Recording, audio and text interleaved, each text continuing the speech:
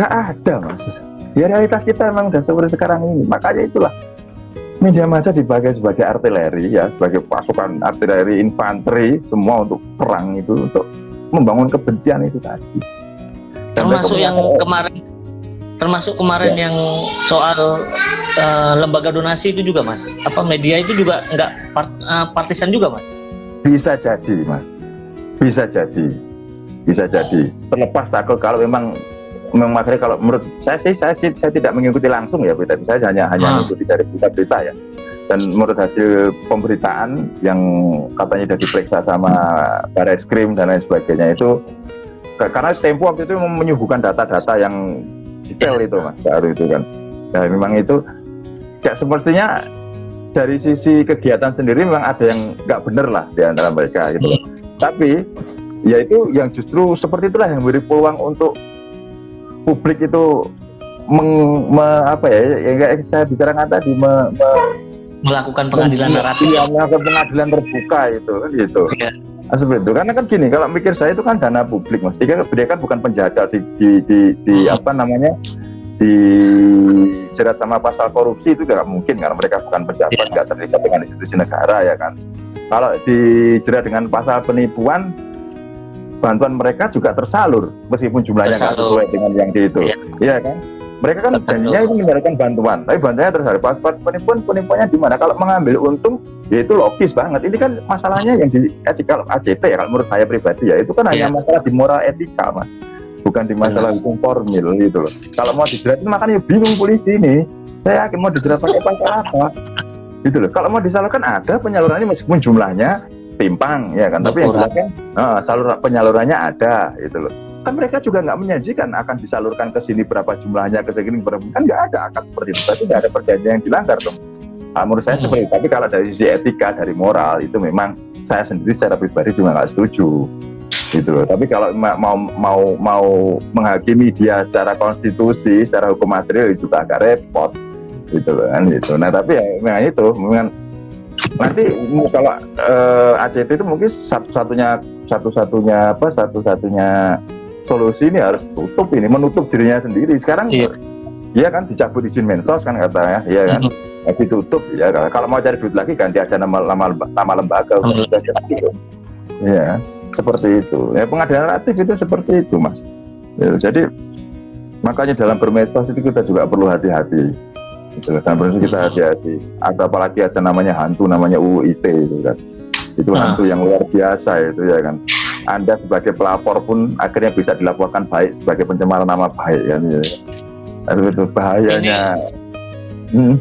Kalau menurut Mas sendiri ini dengan apa istilahnya lagi ramainya pengadilan naratif yang terjadi di dunia media sosial kita, yang kurang dari pengguna medsos ini apa mas? Menurut jenengan mas, yang harus dilakukan oleh kita anak-anak muda ya, yang media sosial itu mas, apa yang harus dilakukan supaya tidak ikut arus besar yang kemudian menimbulkan hal yang kurang bagus itu loh mas.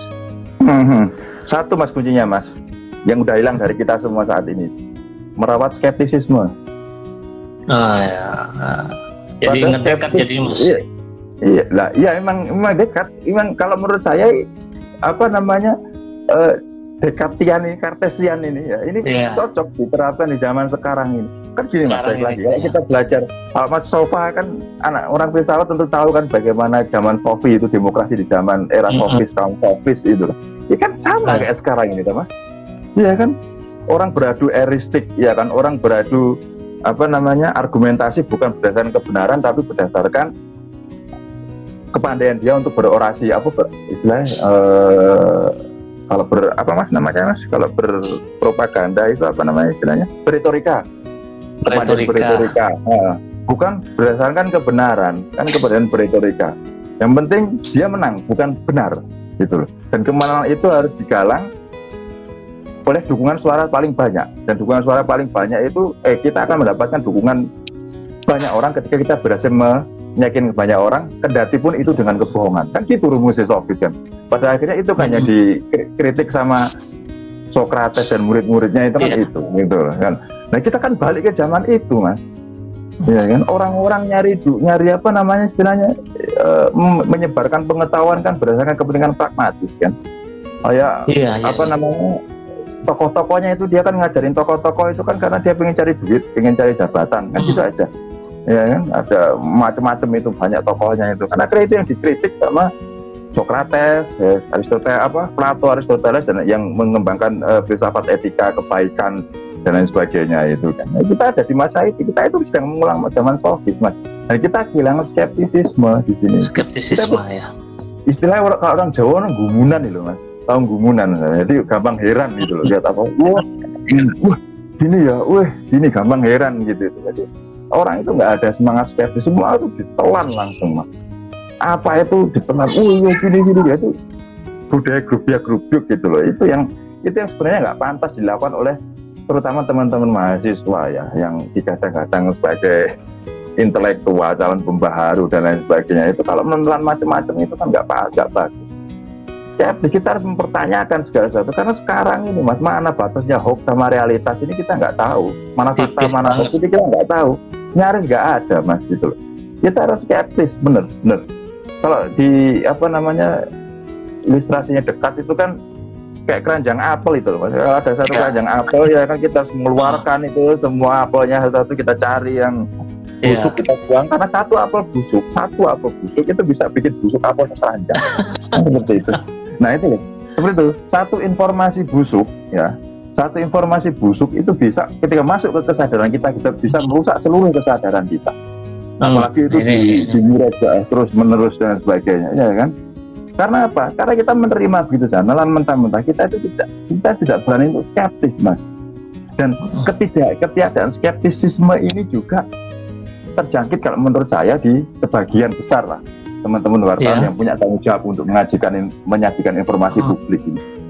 Buktinya ya berita-berita yang kita lihat mulai dari kasusnya Mas Anas Asasari, dia itu nggak skeptis, nggak nanya loh ini kenapa kok Jaksa Agungnya mengumumkan apa namanya tersangka, kan nggak ada pertanyaan seperti itu kan nggak ada. Terus tahu-tahu kalau soal Mas Anas loh, ini katanya Mas Anas pemilik perusahaan apa PT punyanya Nazarudin itu ya. Iya. Tapi kok dia didakwa karena menerima duit dari perusahaan itu. Loh, gimana ceritanya owner kok bisa dipidana karena menerima duit dari perusahaannya sendiri? Kan seperti itu kan orang-orang nggak skeptis ya mas. Nggak gitu loh. Karena ya itu tadi short memory kita itu udah mengalami masalah serius mas. Karena gerojokan informasi yang terus bayangin. Ayo coba tanya teman-teman saya ketika bangun tidur pertama kali apa yang dilihat? Medsos. Nah. Padahal kita kalau kita di Islam ya, kalau kita di Islam bangun pertama pagi itu kita sholat subuh, karena apa? Gelombang gamma di otak kita itu perlu penyesuaian mas. Itu perlu sesuatu, perlu penyegaran dulu, jangan langsung dibaca sama hard information gitu. Itu akan mas, karena apa yang kita simak ketika bangun tidur itulah yang akan jadi kesadaran kita dalam satu hari. Gitu loh. Iya, itulah kenapa kita kalau mau di umat lain, kalau di Nasrani doa bangun tidur itu ada, mereka ada ritualnya juga. Orang Hindu, orang Buddha setiap bangun. Kalau orang Hindu itu mempunyai konsep yoga itu setiap bangun tidur sebelum beraktivitas. Itu karena apa? Memori atau kesadaran yang kita tangkap ketika pertama kali kita bangun tidur itu akan menjadi kesadaran kita dalam satu hari. Gitu. Ketika kita melek ya langsung lihat grup WA, apa ini? Kriminalisasi atau radikalisasi atau apa itu bahkan merusak pikiran kita. Selain merusak memori kita juga merusak mood kita, karena kita akan langsung berpersepsi bahwa ternyata dunia kita itu mengerikan gitu loh. Ketika kita bangun pertama yang kita lihat informasi seperti itu ya kan, saling serang sana serang sini langsung yang kesadaran yang pertama kali tertanam di kepala kita itu adalah dunia kita itu mengerikan, dan itu akan bikin kita pesimis. Ya. Ketika kita pesimis ya kita apatis. Ketika kita apatis, nah kita gampang kemasukan macam-macam informasi macam-macam itu, dan akhirnya termasuk mungkin kemasukan jin, kemasukan roh halus atau apa itu paling gampang kan kita kosong mas, jadi kosong. Nah, iya, nah seperti itulah kondisi seperti itulah, kebiasaan itulah yang dia ya mungkin hal paling gampang untuk mengantisipasi agar kita tidak ikut dalam tsunami ini ya kalau menurut saya mas ya. Ini mungkin perlu dilakukan studi juga oleh ahli-ahli psikologi atau psikiater ya kan. Hal pertama yang kita lakukan bangun tidur, jangan mengakses medsos. Hal yang pertama. Jadi tanamkan informasi paling positif ketika kita pertama bangun tidur. Ya. Ketika kita punya agama, Anda Islam ya mungkin bangun langsung bertasbih atau apa, Anda Nasrani langsung mengesahkan pujian-pujian atau apa. Itu kelihatan, wah itu nggak apa namanya, istilah deso nggak rasional, nggak apa. Itu justru rasional. Cuman kita aja yang belum nyampe ke sana. Benar rasional mas. Gitu.